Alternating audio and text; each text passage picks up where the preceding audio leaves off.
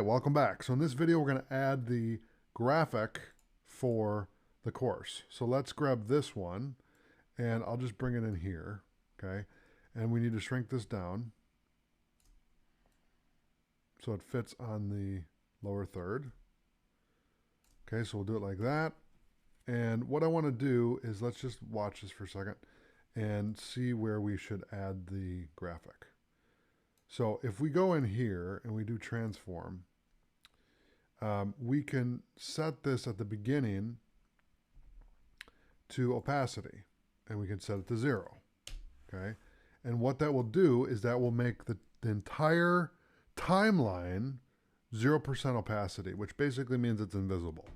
And then we can call it on the timeline when we need it. Okay, so for example, when I scrub to the right here and we get the lower third, now I can give it opacity and say, okay, 100%.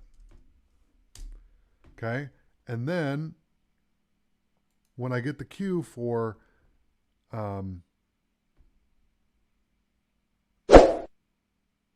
well, before we do that, let's do this. I'm going to undo these, okay? And in the next video, this is where we're going to animate it, okay? So, thanks for watching, and I'll see you in the next video.